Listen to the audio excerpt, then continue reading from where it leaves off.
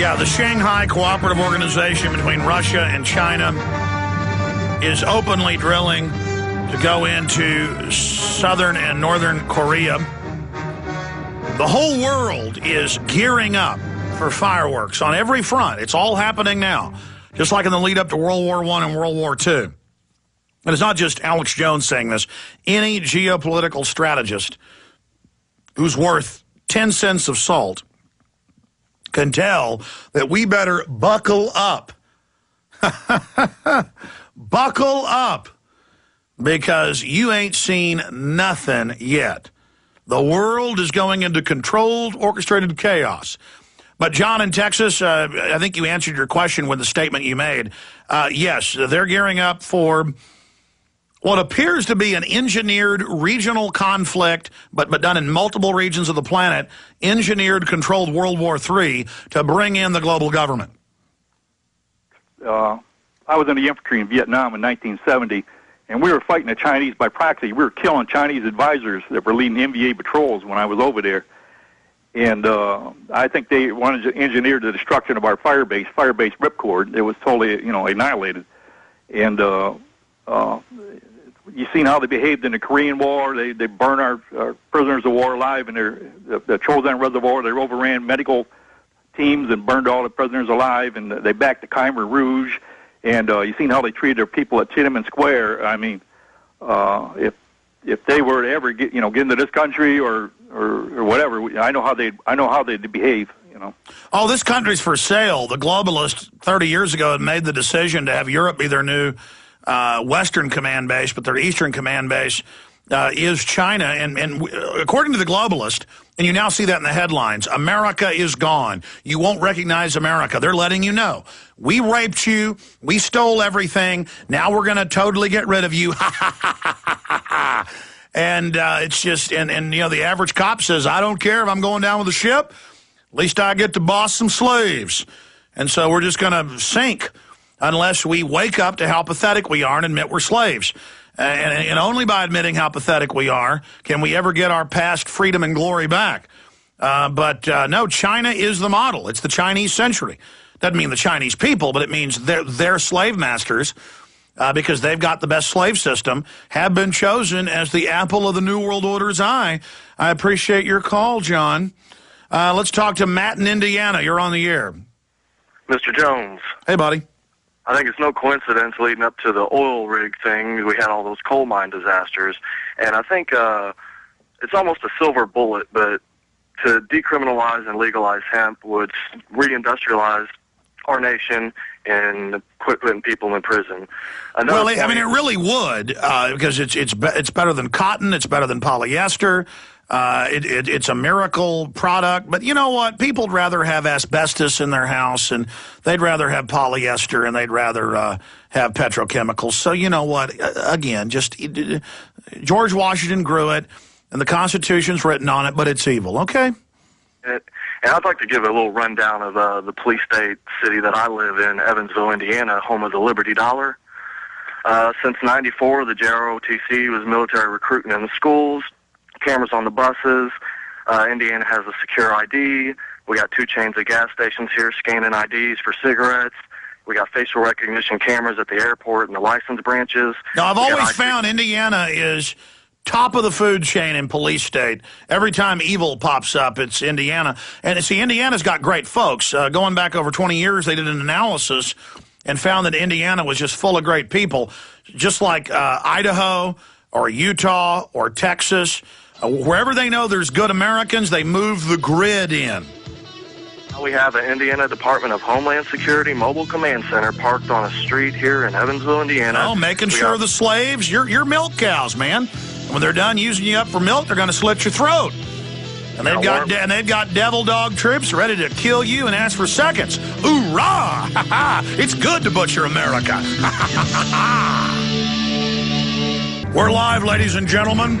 Simulcasting the syndicated radio broadcast at prisonplanet.tv. Thank you for joining us. I'm going to cover a bunch of news right now until later in the hour. Then we'll open the phones back up at 1-800-259-9231 for everyone that is patiently holding around the country and the world who is tuned in. Okay, before I get into the political realignment happening here in the United States and in other parts of the globe, before I get into the economy, I want to cover North Korea because it all integrates together. It was Lenin, Vladimir Lenin, who said that there are times in history when more happens in a week than happen in a year, and when more happens in a year than happened in the previous 100 years. And we are definitely in that time frame right now, but because of the convergence of technological developments, population, communication, and high-powered military hardware, and other factors all combining together now, you're not going to see a decade of rapid change and accelerated change by orders of magnitude. You're going to see, from here on out, a quickening with all of the benefits and dangers of high technology, life extension. The issue is, though, the ruling global elite, from their own statements and white papers, the ruling global elite that are in control of society right now have disdain for the general public. They think of you as scum and trash. They don't even want to dumb you down or enslave you further. They want to set up a global police state so they can then exterminate you. And this is their stated goal. We've covered it ad nauseum with my film, Endgame, Blueprint for Global Enslavement, and other documentaries. And we've read their publications and quotes here on air over and over and over again. And so if you're a new viewer or listener and you're laughing about this, you'd better do a little research, say at whatistheendgame.com or endgamethemovie.com, and read the full bibliography for the 2.5-hour film, and check all the facts and claims for yourself. You might want to read Eco-Science, written by the White House Science Czar, 1,100 pages. You might want to read the 900 pages of Tragedy and Hope. You might want to read The Secret Team by Colonel L. Fletcher Prouty, now back in print, by the way, available at Infowars.com. Of course, Eco-Science and Tragedy and Hope are written by top globalists from their perspective of how they got to have a planetary dictatorship to then kill you, to do it as humanely as possible, sterilize you with the fluoride, but that's not enough. You can read the head Pentagon liaison, and they don't deny this, it's on record, between the Pentagon and Black Ops, Bay of Pigs, you name it, where he details everything that Joseph McCarthy said was true.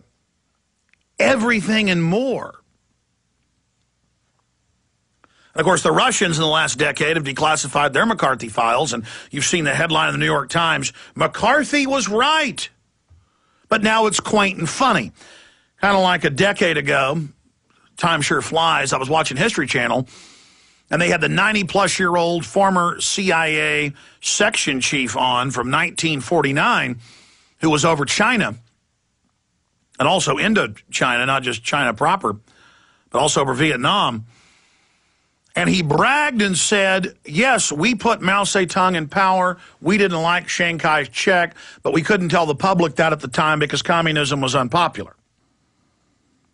Now, I literally almost fell out of my chair. Just like when I heard BBC admit our government grows and ships out the opium out of Afghanistan last year. I almost ran off the road listening to XM. Because I already knew this, but to hear Kermit Roosevelt 6-7 years ago on NPR, it was a tape after he died. He died in 99, CIA commander, 53, was Schwarzkopf's daddy overthrowing Iran, bragging that they staged terror attacks and used radical Muslims to overthrow Mohammad Mossadegh.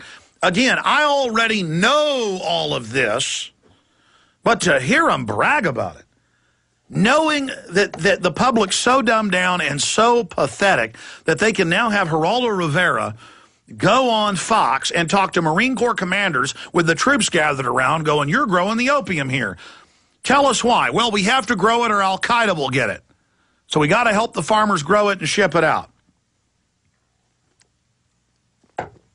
We don't cover conspiracy theories here on this show, ladies and gentlemen, 99% of the time. If we get into numerology and the occult and how the elite are obsessed with it, yes, but only because that's what they're into. It's all conspiracy, no theory. But rereading The Secret Team, because Jesse Ventura recommended I reread it. He had just read it and was blown away by it. Paradigm shifting for him. Then I told Ventura off air, I said, now you got to read Tragedy and Hope. You know, don't just read somebody on the inside who was against it.